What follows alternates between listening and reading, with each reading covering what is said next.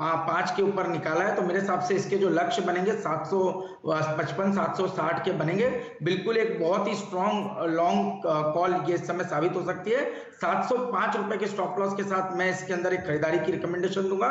760 770 के लक्ष्य बहुत ही जल्द जेएसडब्ल्यू स्टील के स्टॉक में देखने को नजर आ सकते हैं।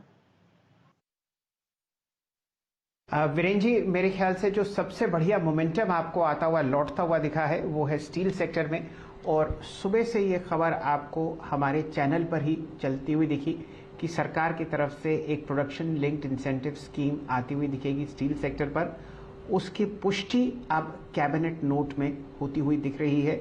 चौतरफा मोमेंटम आपके सामने। जेएसडब्ल्यू स्टील नतीजों से पहले आपको ट्रेड करता हुआ दिखेगा 720.40 पर।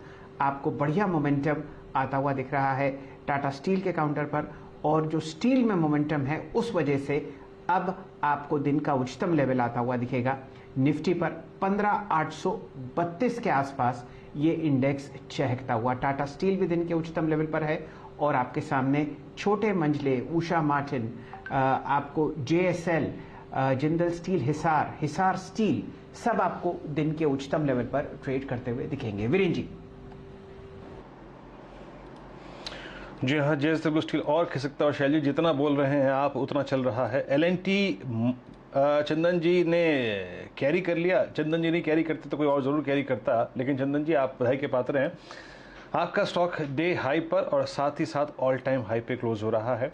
और कुछ स्टॉक्स देख लीजिए जो कि अच्छा कर रहे हैं, एक बार आप लेके आइए। शैल जी ने इस स्टॉक पे कई बार कमेंट्री करी है, कविता जी ने भी काफ़ी बार कॉल दी है। वो है रेन इंडस्ट्रीज। इसमें फ्लैग का ब्रेकआउट स्क्रीन पे विजिबल है, और इट्स नो, ये आप समझ लीजिए कि 2018 के बाद का सबसे स्ट्रॉन्गेस्ट क्लोजिंग है। आई थिंक 2018 भी नहीं, यस हाँ 18 के बाद की। आपकी राय आशीष, अगर आप इसे ट्रैक करते हैं, आशीष बहती साहब, 251 पे डिलीवरी पे काम करना चाहिए इस स्टॉक पे? सर कौन सा स्टॉक मैंने जस्ट मिस किया? रेन इंडस्ट्रीज बात कर रहा हूँ मैं। पे वॉल्यूम्स देखिए, प्राइस देखिए। सर एक मिनट, काफी स्ट्रॉन्ग मूवमेंट है सर इसमें तो आज 251 पे चल रहा है। इसमें जरूर बाय की सलाह है। स्टॉप लॉस जो है मैं क्या 241 का लगाकर 265 के टारगेट्स, 270 के टारगेट्स इनफैक्ट दिख रहे हैं मुझे।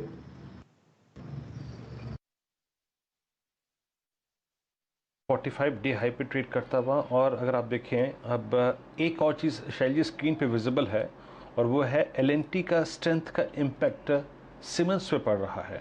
आशीष, अगर मैं प्रश्न आपसे पूछूं, बिटवीन आई थिंक जून और जुलाई, इस पौने 2 महीने की सीरीज में एक डिफरेंशियल क्रिएट हो गया है एलएनटी और सीमेंस के बीच में, जो कि अगर आप देखें पहले बिल्कुल इन्वर्स था। ठीक 1 जून से पहले सीमेंस ऑल टाइम हाई पे खड़ा था, एलएनटी बैकफुट पे खड़ा था, और अब एलएनटी ऑल टाइम हाई पे है और सीमेंस खड़ा है 100 डे एक्सपोनेंशियल मूविंग एवरेज पे। इस डिफरेंशियल को आप कैसे देखते हैं, और आपको क्या इसके आधार पर सीमेंस में कोई अपॉर्चुनिटी नजर आ रही है क्या? देखिए, सीमेंस रिस्क रिवॉर्ड रेशियो पे काफी फेवरेबल है, क्योंकि करीब 6-7 हफ्तों के डिप के बाद, और अगर से मंथली चार्ट पे भी हम देखें तो एक अच्छा खासा कंसोलिडेशन यहाँ हुआ है। तो मेरे हिसाब से रिस्क रिवॉर्ड फेवरेबल है। 1940 के स्टॉप के सामने मेरा मानना है 2100 के लक्ष्य सीमेंस में देखने को मिलेंगे। बट इसमें कोई दो मत नहीं कि इस बार जो एलएनटी का ब्रेकआउट है ये बहुत ही प्रॉमिसिंग है, और ये ब्रेकआउट मुझे नहीं लगता 1800-1850 के पहले कहीं थमता हुआ नजर आएगा। तो यहां से भी 150 से 200 रुपए की तेजी एलएनटी के स्टॉक में आपको देखते हुए नजर आ जाएगी।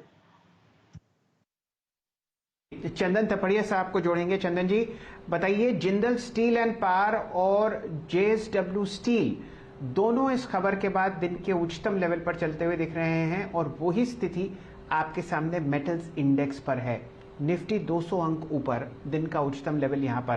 क्या इन दोनों काउंटर्स को बीटीएसटी के रूप में घर लेके जाना है?